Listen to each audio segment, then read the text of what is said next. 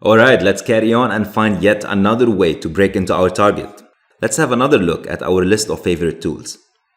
We looked at the information gathering so far, we covered a number of tools. We looked at the vulnerability analysis. From that, we've been using Nessus and Nmap extensively. And now, let's use yet another tool. This time, I'm going to use a tool called Nikto. And this is a tool particularly for web vulnerability scanning.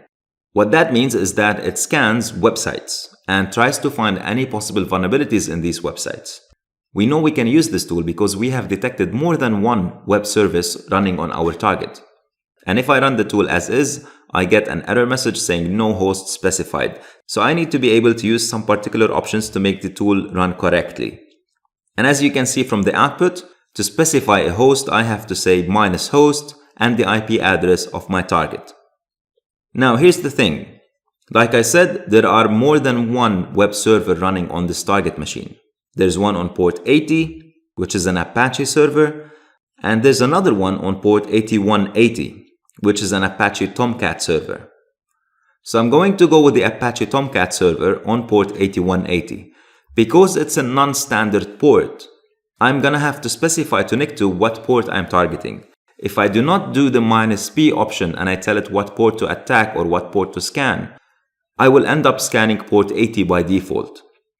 So I'm going to say -p 8180 to specify what port I want to scan.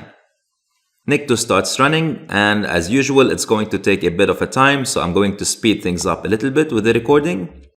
And here we can start seeing certain vulnerabilities that we can possibly exploit to our advantage. So for example, these are HTTP methods that allow us to upload and delete files of the web server.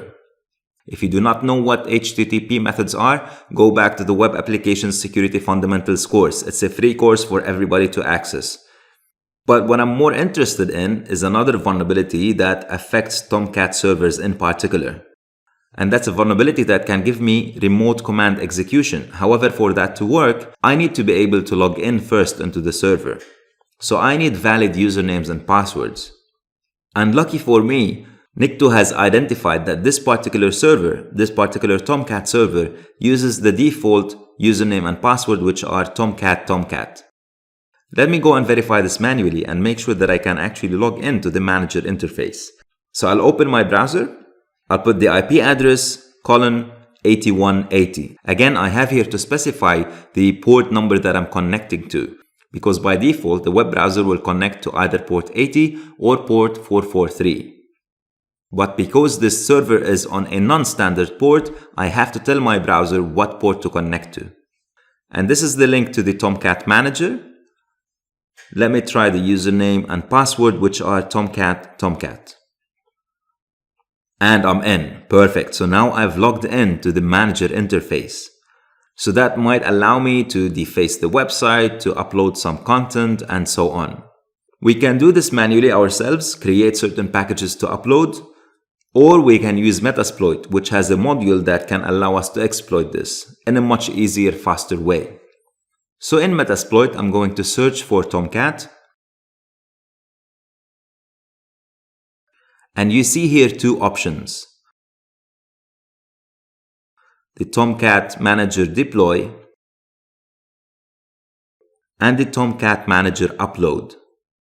Either of these options work absolutely fine on our target. I'm going to go with the second one, and to tell Metasploit what exploit I want to use, I use the use command. Pretty intuitive, right? So I say use the module path, and the next step, like we've seen with the VSFTPD exploit, I need to configure the exploit. In the VSFTPD exploit, all I had to do was set the IP address of the target. Here I have a few more options that I need to configure. For one, I have to set the password that I'm going to log in with, which is Tomcat. Then I have to set the username, which I'm going to log in with. Again, this is Tomcat. Then, of course, I have to set the remote host or the IP address of my target, which is 192.168.190.145. And lastly, I have to set the remote port that I'm attacking. See here, it is by default set to 80. However, we know by now the port that we're targeting is port 8180. Let me double check again. I'll see that all the options are set correctly.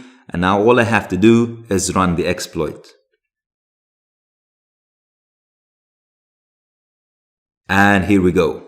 Perfect. Now I have a Meterpreter shell. The Meterpreter shell is a shell that belongs to Metasploit in particular and that allows me to execute certain commands through Metasploit on the target machine, which is different than the native Linux shell of my target. So for example, if I run a command such as id, which we know will work on all Linux systems, I get an error message here saying that this is an unknown command. Why? Because Meterpreter does not recognize this command. Meterpreter is a shell on its own. It has its own commands that I can run. id is not one of them. pwd, however, is a command that I can run, which is common between Meterpreter and Linux systems. If I do who am I, that will fail to run. So how do I know what commands I can or cannot run? I use the question mark that gives me a long list of possible commands that I can use through Meterpreter. If you're finding the concept of Meterpreter confusing, don't worry too much about it. Here's how to think about it. When Metasploit exploited our target, it uploaded a certain program that allows us to interact with the target and execute some commands. This program is called the Meterpreter. And right now we're interacting with this program. We're interacting with Meterpreter that allows us to run or execute commands on the remote machine. That's the simplest way to think about it. And here is a list of these commands that we can run. So for example, guid is a particular command that runs through Meterpreter. Now, if I want to use the actual Linux shell, which is the native shell like we've seen on Kali before, I can do that by running the shell command. And you'll notice here that the prompt changes. I have now entered the native Linux shell. So now I can run commands that we've seen before on Linux. If I try guid, for example, now it will not work because I'm running directly on Linux. I'm no longer running through Meterpreter. If, however, I try who am I, you'll see that it works. If I run id, you'll see that it works. Whereas before, when I was running it through Meterpreter, it did not work. You notice the difference? So again, now after I typed the shell command, the Meterpreter program gave me access to the native Linux shell. And I can run native Linux commands. Now here's the thing. As you can see, I am not root. I am a low-privileged user called Tomcat55. Later on, we're going to see how we can use certain scripts to find vulnerabilities that allow us to escalate our privileges. I am not going to be covering privilege escalation in a lot of details because this is something we dedicate a lot of time to in more advanced courses. However, what I'd like you to understand is the principle behind this.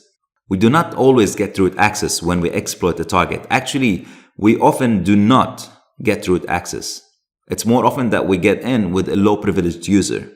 And then part of the process of penetration testing or ethical hacking is to find a way to elevate or escalate our privileges from a low-privileged user to root or administrator. And this process is called privilege escalation. Now, as you've seen, we managed to get to where we are because we used Nikto, which is, again, a vulnerability scanner for web applications or websites. However, it's a tool used for generic websites. There are certain tools that are very specific to particular web technologies. So for example, if you have heard about WordPress, which is a content management system that allows you to create websites, upload contents to websites, and so on, there is a tool particularly to scan WordPress websites for vulnerabilities that are specific to WordPress. And this tool is called WP Scan. There are other tools that we can use to scan Drupal websites, for example, which you do not see here in this list. So once you find out what particular technology is running behind the website and what particular software is being used, it's a good idea to go and do some research and find if there are vulnerability scanners that are specific to that technology or software being used. And again, very quickly, if we go back to the vulnerability analysis section or menu, you'll see here a tool or a script called Unix Privilege Escalation. And this is a script that we run on compromised systems to see how we can escalate our privileges. We're going to be looking at that in another video. All right, perfect. So far, we have found multiple ways into our target through multiple vulnerabilities. The first one, we got it through an FTP service, and that was simply based on the version number of the FTP service that we detected through Nmap. The second one was something that Nessus reported back to us. After we did the vulnerability scan, we found out that there is a potential exploit that we can use to get into the system. And in both instances, in the FTP server and in the SSH server, we managed to get in as root. The third exploit that we used was web-based. We managed to get in through a website. And in this particular case, we got in as a low-privileged user. We did not get in as root. And as I said, the next step would be to escalate our privileges. However, before we talk about this, let's find yet another way to get into our target.